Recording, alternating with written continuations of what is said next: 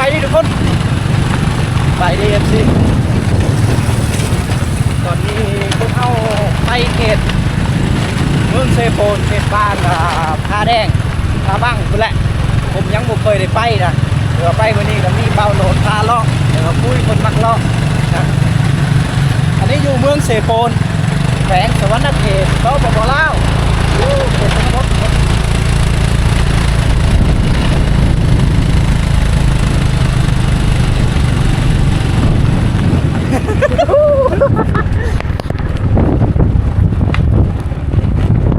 เบิดเลยกองก่อยกันได้วู้ยขี้ฝุ่นเลยยังไกลบ่ทีนี้นะยังอ๋อต้องได้เดี๋ยวยังไกลอีกตัวอีกได้ทุกคนแต่ว่าขี้ฝุ่นนี่เซ็ตกองไปเบิ่งบรรยากาศเดินทางพร้อมโอ้ยภูผาป่าไม้ที่สวยงามธรรมชาติบรรยากาศ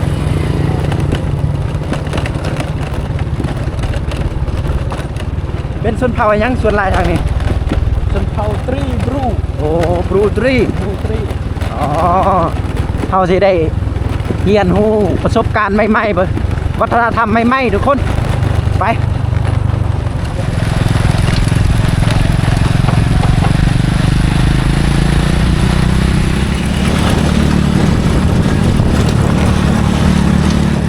โอ้ยามแรงเอางัว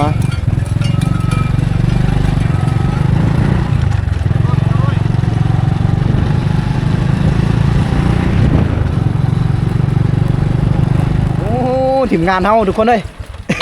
แดงมาทีบอันนี้บ่าวโน้ตพาเลาะขี้ฝุ่นเนาะแต่บ่มีหัวโง่มากบ่ได้เลยแถวนี้แม่นแหละพาอาบขี้ฝุ่นทุกคนนี่มือนี่บ่ใส่ถุงมือมันก็ไหม้เบิดเลยตอนนี้ทีมงานเฮาเดินทางมาฮอดบ้านยังบ่เฮ้ยผาแดงบ้านผาแดงค่ะบ้านผาแดงขาแดงหรือผาแดงผาแดงโอ้คือเราเข้าใจว่าผาแดงเห็นแบบหน้าผาไม่แบบแดงๆแน่คือว่าแบบนั้นกระเจ้าสิงตังบ้านผาเอาทุกคนตอนนี้เราเดินทางเข้ามาหอดบ้านผาแดงแล้วได้เนาะเดี๋ยวคมชนเผ่ากระโดจะพาเลาะเบิ้งในหมู่บ้านแห่งนี้จะเป็นวิถีชีวิตของกระเจ้าเนาะโอ้ยบ้านเพิ่นนี้จะเป็นธงเพียงดีนี่ธงเพียงไปเลยแล้วก็เห็นอยู่ทางล่างหมู่บ้านเพิ่นก็สิมีแบบหน้าผาสูงนี่อ๋อทำอิฐผมเข้าใจว่าบ้านผาแดงเห็นแบบหน้าผามันสีแดงแต่ความเป็นจริงก็คือทาแดงเลยบ่เข้าใจความหมายแนวอะไรทาแดงโย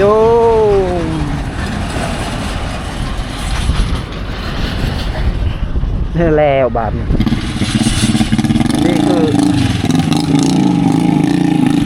คุณทุกคน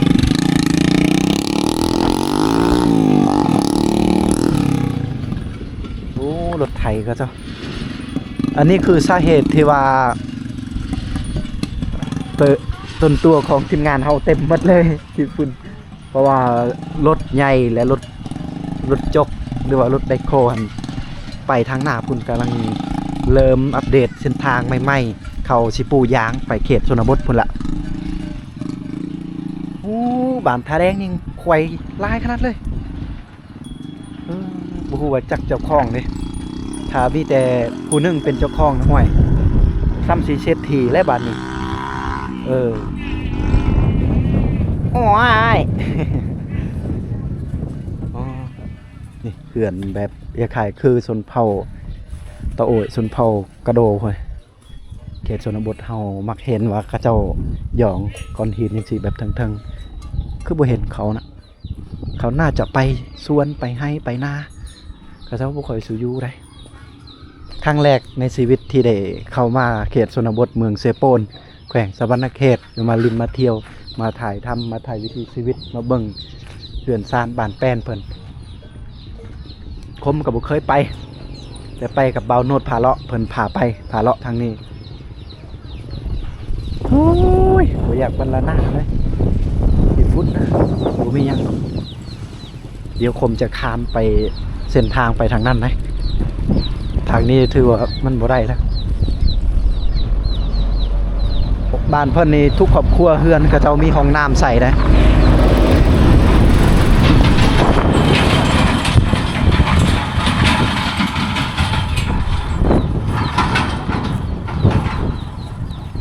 แล้วอันนี้คนหมู่บ้านท่าแดงนี่ก็มีไฟฟ้าทุกหลังคาเฮือนเนาะก็เจ้าได้มีไฟฟ้าใส่แล้วสัญญาณอยู่นี่อินเทอร์เน็ตนี่บ่อยากแห้งปานใดแต่ว่าสัญญาณโทรนี่แห้งอยู่ได้โทรได้อยู่โอ้เห็นพอเท้าเพิ่นนั่งอยู่กองตารางเฮือนนี่เดี๋ยวสิไปทักทายสบายดีเพิ่นก่อนสบายดีพอเท้าสบายดีบันส่วนเจ้าตาเลยตาตาไปได้เยอะจะตานั่งตาจะรืบโอ้เขาถามเพิ่นว่าพวกนี่อ๋อตะรึบเนาะตะบือนี่ผักพรผักพรเขาถามเพิ่นว่าเฮ็ดยังอยู่เพิ่นว่ามื้อนี้นี่ไปทางให้เนาะตอนแรกนี่ผักพรไปแต่ตอนเช้าโอ้ใกล้สิแล้วเหรอบ่แล้วจักมื้อเลยเริ่มนะโอ้ดุนเลยได้แล้วบ่อาทิตย์นึงเลยเริ่มทางอาทิตย์นึงโอ้บ่บ้านเฮานี่ก็เจ้าเฮ็ดให้หลายกว่าบ่พอหรือว่าเฮ็ดสวนหรือว่าเฮ็ดนาสวนหลายกว่าบ้านเฮานี่เฮ็ดให้สวนได้สวนมันต้นบ่หรือว่าสวนอีหยังเพิ่นเฮ็ดสวนมันต้นกี้แซมอ๋อเนาะ เฮ็ดยังอยู่ทางนั้นจะโดยเฮ็ดยังอยู่หั่นกินข้าววะเท่าตาเลย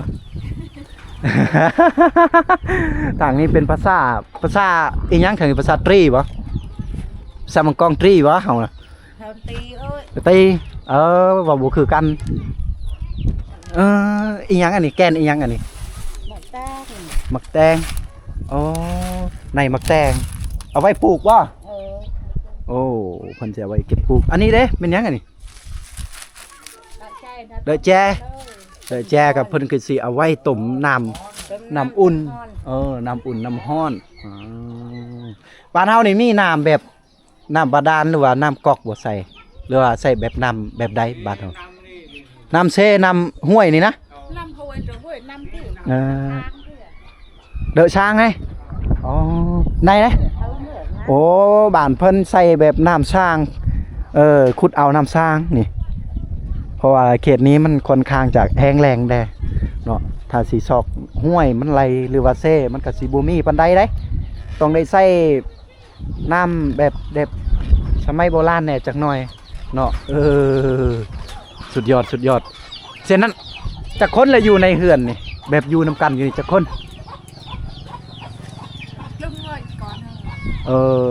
แต่ก่อนละอาจดุงไหนก่อนละ8 คนโอ้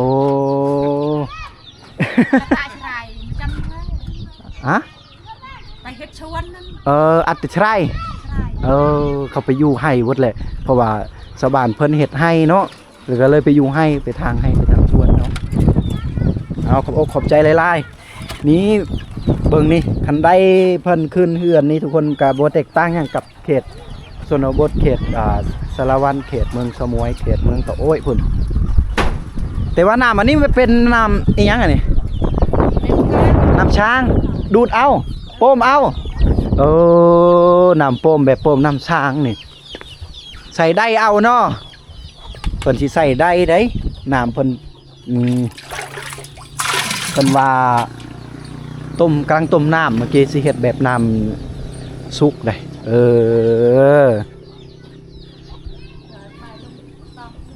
สุดยอดคมกับครั้งแรกนะแน่นะจักหน่อยมาบ้านเพิ่นก็กะแล้วก็บ่ฮู้อีหยังหลายอุ้ยเด็กน้อยจะแพงแท้เพิ่นลิ้นอยู่หั่นทุกคนเนาะกล้องเฮามัน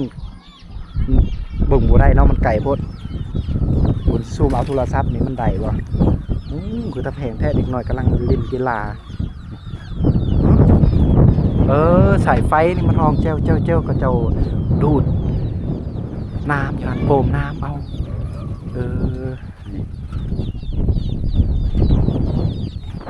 ไปดีเห็ดยังอยู่ยิบซินไปว่าได้ภาษาทางบ้านเฮาแม่นไทยบ้านเฮาทางนี้เยเซนกำลังดียิบซินอยู่โอ้โดยเอาเพราะว่าเฮาต้องได้เรียนเทื่อละภาษาเทื่อละเล็กละน้อยเข้าใจแน่จักน้อยก็บ่แน่ เพราะว่ามันอยากคายคือออกภาษากระไดเนาะภาษาตรีนี่มันมาทันนะนี่ส่วนลายเขาบ่อยู่เห็นบ่บันไดก็เจ้าเอาออกหมดแล้วแล้วก็เข้าไปส่วนเนี่ยหรือว่าไปให้เจ้าสิบ่อยู่แต่นำคน2คนเพื่อเฝ้าเฮือนเบิ่งเฮือนอย่างนั้นแหละโอ้ยลมแห้งตอนอยู่ในเมืองเซโปนเมื่อกี้นี่ฮ้อนทุกคนบ่ไหวฮ้อนแห้งบ่ไหวได้แต่ว่ามาทางนี้ก็ได้สัมผัสบรรยากาศหรือว่าลมแบบพัดซิวๆสิใครแน่มันอยากออกสไตล์อากาศแบบมาเมืองสมุยเนาะกะลมแบบนี้แหละเมืองสมุย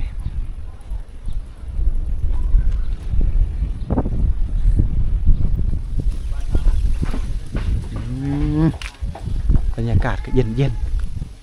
ชุดยอด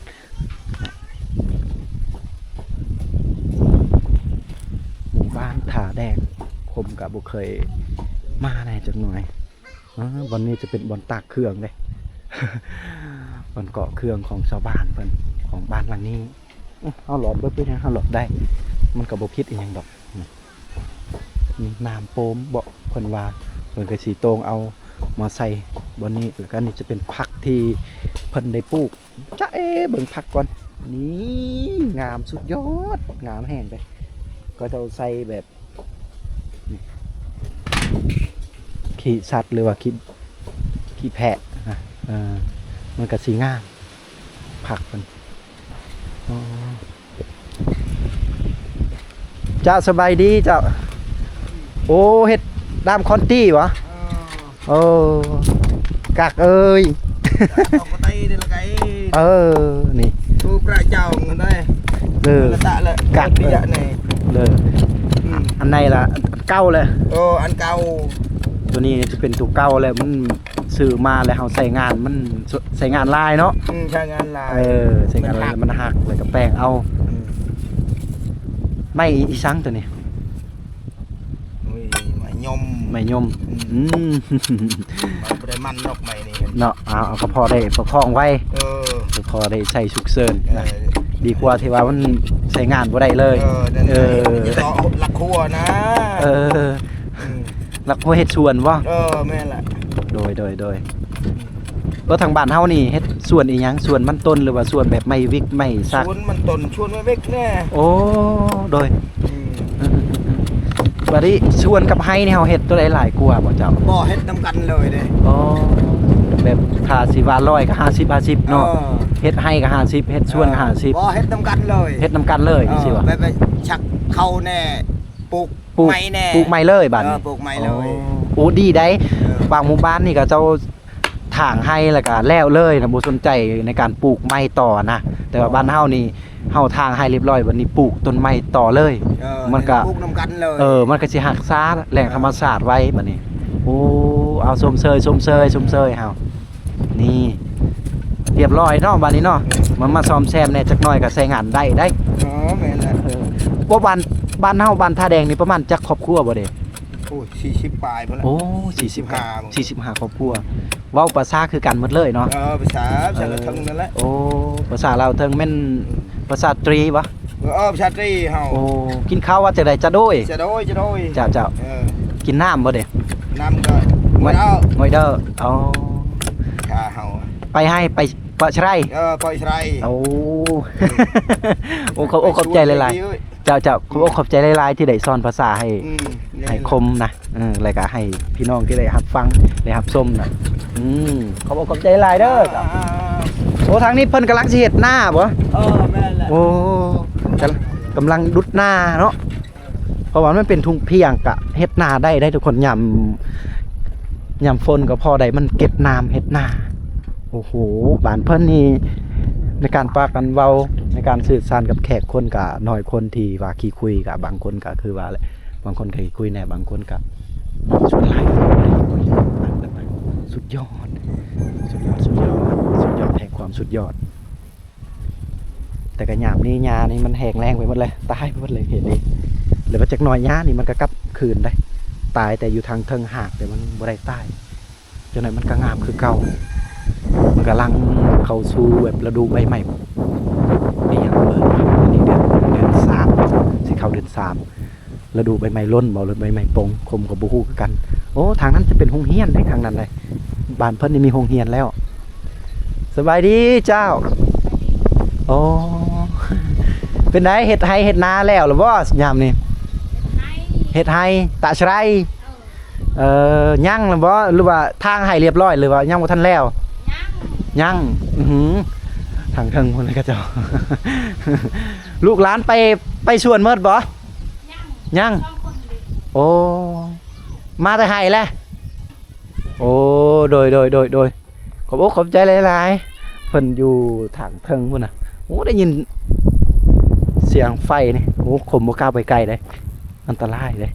นี่ได้ยินเสียงไฟเจ็ดนี่ก็เฮือนหลังนี้แล้วมันอันตรายเด้เพราะว่าอยู่ใกล้กับหลักไฟฟ้าแล้วก็จะเป็นกงเตอร์ใหญ่ครับถ้ามันจะเป็นอีหยังม่านห้วยอันตรายได้เฮือนนี่เลยทางนั้นจะเป็นโรงเรียนของกระเจ้านี่ผมเห็นอยู่ญี่ปุ่นเอาขอบใจในไลน์ทุกคนที่ได้ทำได้ส้มได้เบิ่งได้เห็นวิถีชีวิตในหมู่บ้านท่าแดงหมู่บ้านท่าแดงนี่มีอยู่ประมาณ40 ปลายครอบครัวเรือนนะในการหมู่บ้านนี้จะเป็นหมู่บ้านชนเผ่าตรีได้การฝากกันเว้าการสื่อสารกันใกล้เคียงกับชนเผ่ากะโดหรือว่าภาษาช่วยทางพี่น้องฟังไทยเนาะภาษาช่วยกินข้าวกับเจ้าจะเอิ้นว่าจ่าโดยนะกินน้ำหรือว่าดื่มน้ำกับเจ้าสิเอิ้นว่าหอยเด้อคำนี้จ่าโดยกับหอยเด้อมันมีหลายภาษาคนเนาะบ่ว่าภาษากะโดภาษาปะโกภาษากะไนภาษาตรีภาษามังกรภาษาภาษายังมีหลายภาษาพุ่นคำว่าจ่าโดยกับหอยเด้อเว้าคือกันเลยนะหรือว่าภาษาช่วยกะซ่องคำศัพท์นี่และก็ยังอีกหลายๆคำศัพท์ที่เว้าคือกันเลยนะแต่ใกล้นั่นกะสิมีหลายคำศัพท์ที่เว้าคือกันเลยกะเอาฟังออกได้คือทุกคนฟังเนาะเวลาผมเว้าหรือว่าผมสื่อสารกับชนเผ่ากะโดเนาะหรือว่ากับชนเผ่ากะไนบ่ชนเผ่าปะโกบ่ทุกคนกะพี่น้องก็คอมเมนต์ว่าคือภาษาช่วยทางฝั่งไทยทางอีสานเฮาเลยนะนี่อันนี้แหละคมกับฟังออกอยู่ก็จะเว้าบางคำแต่ส่วนหลายคมก็สิบ่เข้าใจแน่ก็ต้องได้ใส่ภาษากลางคือภาษาลาวหมู่บ้านเพิ่นนี่อาชีพก็คือเฮ็ด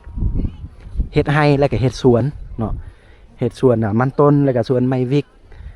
แล้วก็หน้าแน่เฮาก็เห็นสังเกตเห็นหน้าหอบนี่ข้างๆนี่จะเป็นบ้านที่ทงเพียงแล้วก็มีหน้าผาหลายเด้นี่เต็มแต่หน้าผาหมดอ้อมหอบหมู่บ้านเพิ่นนี่อันนี้คือความสุดยอดที่เฮาได้เห็นได้รับได้ชมสิ่งที่แปลกใหม่แล้วก็น้ำกระเจ้าใส่จะเป็นน้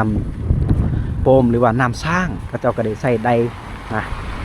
แต่ว่าบ้านเพิ่นก็มีสัญญาณแล้วก็มีไฟฟ้าใส่สัญญาณความหมายก็คือสัญญาณโทรก็โทรได้นี่คมก็ใส่สัญญาณโอเคอยู่โอเคขอบใจหลายๆทุกคนขอให้ทุกคนนั้นอยู่ดีมีแห่งทุกคนร่ำรวยสุขภาพแข็งแรงความเจ็บอย่าใดความใครอย่ามีเงินคำจงมีแก่ทุกคนที่ได้รับได้ชมและหมู่บ้านเพิ่นนี่ก็จงเจริญรุ่งเรืองได้เอามีทีมงานเฮาก็สิไปต่อ